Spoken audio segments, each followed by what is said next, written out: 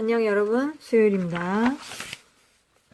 자, 오늘 미디어 모니터링 보고서 쓴 반도 있고 단원 평가를 한 반도 있습니다. 쪽지 시험하고 서술 논술 시험 본 반도 있는데 내일하고 모레 우리가 이틀 동안 특별활동을 하기 때문에 당분간 교과서 진도 나가는 게 한참 있다가 시간이 지나야만 할 수 있을 것 같아요.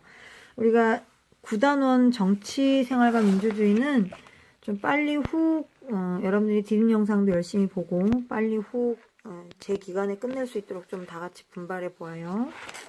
자, 3개의 단원이 있습니다. 언제나 이게 선생님이 설정을 잘못했나 봐. 너무 가까이 했나? 자, 좀 조정을 하고 문화며 사회화 나왔던 거랑 똑같아요. 시스템은 의미와 기능, 그 다음에 민주정치의 발전과 민주주의, 민주정치와 정부 형태, 이렇게 3가지 단원으로 구성이 되어 있고요. 자, 책의 큰 제목만 보고 쭉쭉 넘어갈 거예요. 자, 첫 번째 제목, 정치의 의미와 기능. 보통 우리가 정치하면은 어른들이 하는 거라고 주로 생각하고, 별다른 정치는 나랑 거리가 먼 얘기지, 정치는 어른들이 하는 거지, 정치는 국회의원들이 하는 거지, 정치는 대통령이 하는 거지, 이렇게 생각을 하고, 신문도 안 보고 뉴스도 안 듣고 이런 사람도 있는데, 물론 이제 신문은 요즘에 다 인터넷으로 보지만, 자, 그러나 정치는 어른들만이 하는 것이 아니고, 우리의 모든 일상생활에서도 다 정치 현상을 쉽게 찾아볼 수가 있습니다. 예를 들어서 학교 회의를 하는 거나, 또는 복도에서 쉬는 시간에 떠들다가 어쩌다가 둘이 또 다툼이 일어났다. 자, 그럴 때 선생님한테 불려와서 네 얘기해봐, 네 입장 얘기해봐, 또 너 얘기해봐. 들어보니 모두가 책임이 있네. 서로 사과하자. 이러고 이렇게 끝나는 몇 분 만에 끝나는 이런 일도 있고요. 또는 학생부 불려가서 조사도 이렇게 뭘 쓰기도 하고 반성문도 쓰고 하는 이런 것들도 전부 정치라고 볼 수 있어요, 여러분. 자, 정치란 무엇일까? 책에 어떻게 의미가 나왔을까요? 좁은 의미, 넓은 의미 나와 있습니다. 우리 문화할 때 세련되고 교양 있는 것, 좁은 의미의 문화고, 우리가 생활 전반에 걸친 어떤 우리의 삶의 방식, 생활 양식은 넓은 의미의 문화였죠. 그런 것처럼 정치도 대통령이나 국회의원과 같은 정치인들이 정치 권력을 서로 얻고 유지하고 행사하기 위해서 하는 모든 활동을 우리가 보통 정치라고 우리가 흔히 얘기하는 그 정치. 자, 요 정치는 좁은 의미의 정치고 우리 구성원 간의 대립과 갈등을 조정하여 해결해 나가는 모든 활동은 넓은 의미의 정치라고 볼 수 있습니다. 자, 요 개념만 제일 기본적으로 확실히 갖고 있어도 요 단원을 거의 절반 이상은 아는 거다라고 볼 수 있겠어요. 자, 여기도 사진 나오죠? 국회의원 선거운동, 국회의원들이 선거운동 하니까 좁은 의미죠, 그죠? 좁은 의미. 국회 본회의. 자, 국회의원들이 역시 회의하고 있네요. 예, 좁은 의미죠, 이것도. 자, 등록금에 관한 학생회와 대학의 협상. 우리 이거 일상생활 속에서 볼 수 있는 거죠. 자, 이건 넓은 의미. 형광펜으로 해가지고 잘 안 보이네. 자, 그 다음 여기 보시면 오늘 책 굵은 제목만 쭉쭉 볼 거예요. 정치의 기능. 첫째, 구성원 간의 대립과 갈등을 완화하고 이해관계를 조정함으로써 사회 질서를 유지하고 공동체가 발전해 나가는데 중요한 역할을 한다. 자, 정치가 갖고 있는 기능. 대립과 갈등이 일어났을 때 그걸 완화하고 이해관계를 조정하고 사회 질서를 유지하고 공동체의 발전을 도모해 나간다. 4가지가 나왔네요. 정치의 기능. 자, 국가의 역할은 이런 게 있다고 합니다. 하나, 둘, 셋, 4개 나왔네요. 책을 읽어보시면 국가가 우리 시민을 위해서 해야 되는 역할이 하나, 둘, 셋, 4개 나왔네요. 그렇다면 시민의 역할은 뭐냐? 잘 참여해야 되겠고, 두 번째는 사익과 공익의 조화를 꾀야 됩니다. 사익이 뭡니까? 나 개인의 이익. 공익은 다른 사람에게도 좋은 거, 이로운 거. 공익, 공공의 이익. 이거의 조화를 꾀야 된다. 우리 요즘에 땅콩 회항으로 유명했던 대한항공, 한진그룹이죠. 거기에 재벌가의 이제 딸들이, 그 기업의 중요한 높은 자리를 차지하고 있는데, 그 사람들이 이제 자신의 권력을 이용해서 직원들에게 갑질을 하는 게 지금 요즘에 뉴스에 나와가지고 이슈가 되고 있습니다. 올바른 시민의 역할이라고 볼 수 없겠죠, 그죠? 그 사람들은 공익보다 사익이 너무 앞서 있다 이 말입니다. 그래서 시민들의 바람직한 역할, 나 개인의 이익만 추구해서 남을 해치면 안 되고요. 사익과 공익의 조화를 꾀해야 된다는 거. 또 쭉쭉 넘어가 볼게요. 그렇다면 민주정치의 발전은 어떤 식으로 이루어졌느냐. 자, 우리 민주주의의 기원을 고대 아테네에서부터 우리가 보죠, 그죠? 고대 아테네에서 가장 먼저 민주주의가 시작됐다라고 보는데, 고대 아테네 민주정치의 특징이 어떤지는 여기에 잘 나와 있어요. 여기에 제일 중요한 내용이에요. 자, 고대에는 이랬고, 근대에는 이랬고, 현대는 이렇게 됐다. 그래서 이러이러한 과정을 거쳐서 오늘날 이런 민주정치가 됐다라고 하는 게 나옵니다.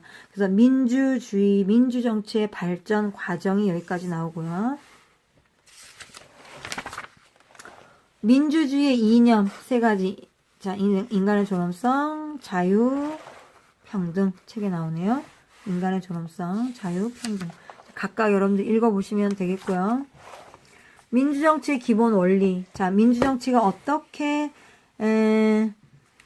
어떤 원리에 의해서 민주주의가 실현될 수 있는가? 민주정치, 즉 인간의 존엄성, 자유와 평등을 실현하기 위한 정치를 하려면 어떻게 해야 되느냐? 네 가지가 나와 있네요. 나라의 주인된 권리, 즉 주권이 누구에게 있어야 하고 국민에게 있어야 하고, 국민이 스스로 통치할 수 있는 권한이 있어야 되고, 국민주권, 국민자치, 자, 그 다음 모든 건 헌법에 입각해서 통치를 해야 되고, 입헌주의의 원리. 그 다음 또 하나, 국가 권력이 어느 한쪽에 몰려있으면 독재로 흐를 염려가 있으니까 그런 것들을 막기 위해서 국가 권력이 셋으로 나눠지는 게 가장 좋다. 이거 초등학교 때 다 배운 겁니다, 여러분. 권력이 한 기관에 집중되면, 지나치게 권력이 한쪽에 집중되면 함부로 권력을 휘둘러서 국민의 자유와 권리를 해칠 염려가 있기 때문에 대부분의 민주국가에서는 법을 제정하는 곳 입법부, 그걸 집행하는 행정부, 또 그 법 제정과 법 집행이 제대로 헌법에 맞게 됐는지, 법에 맞게 됐는지 이런 것들을 적용하는 사법부, 물론 이제 여기에 헌법재판소는 별도의 기관으로 따로 있습니다. 어쨌든 간에 사법기관이죠. 어쨌든 입법부, 행정부, 사법부 이렇게 셋으로 나눈다라고 하여 삼권 분립, 권력 분립의 원리. 다시 정리하면 민주정치를 실현하기 위한 기본 원리 네 가지, 국민주권, 국민자치, 입헌주의, 권력 분립 이렇게 넷으로 우리가 생각해 볼 수가 있다. 우리 사형제도에 대한 거 한번 토론해봐도 너무 재밌겠죠, 그죠?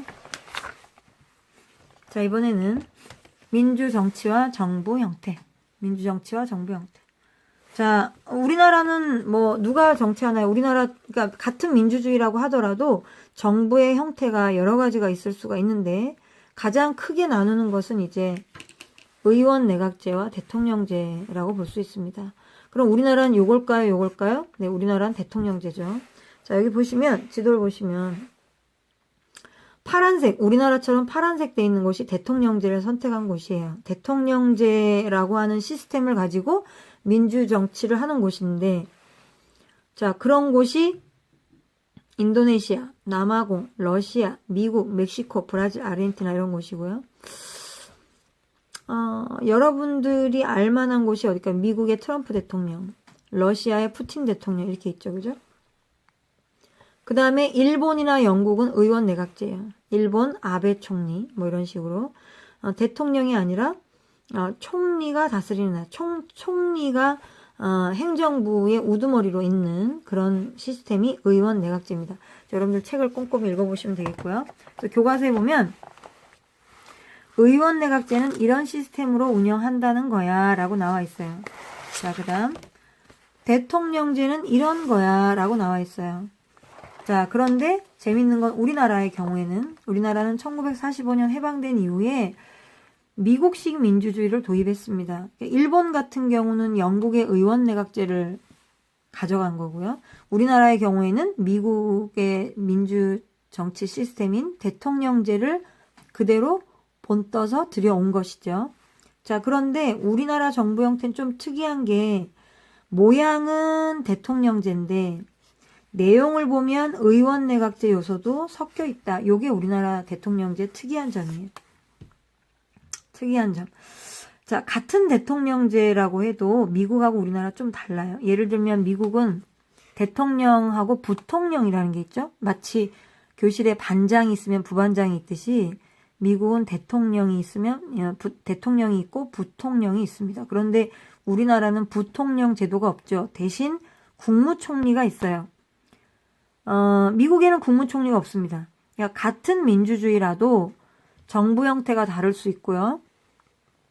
정부 형태가 같더라도 어떻게 그걸 운영하느냐는 나라마다 다 조금씩 다를 수 있어요. 자, 우리나라 정부 형태의 가장 큰 특징. 대통령제지만 의원 내각제 요소도 조금 섞여 있다라는 점. 자, 이렇게 해서 9단원 정치생활과 민주주의에서 1, 2, 3단원을 빠르게 쭉 훑어봤습니다. 자, 교과서에 주로 머리글 위주로 쭉 읽어봤는데 여러분들이 이제 집에서 디딤 영상 보시면서 자, 책을 가져가신 오늘 디딤 영상 올라오는 날이니까 책을 챙겨간 학생은 아주 훌륭한 학생입니다. 자, 교과서를 가지고 왔다면 한번 쭉 훑어보시고 책을 안 가져가셨다면 지금 이 영상에 보이는 화면으로 보이는 책의 내용을 일시정지 해놓고 잠깐 읽어보시면 되겠죠. 자, 내일하고 모레 체육관 활동을 할 텐데 요것 때문에 시간표상 목요일 금요일에 들은 반들은 수업 진도가 다른 반에 비해서 갑자기 확 뒤떨어질 거예요. 그러니까 여러분들이 집에서 좀 디딤 영상 꼼꼼히 보시고 복습도 좀 더 열심히 하시면 좋겠습니다. 자, 오늘은 여기까지.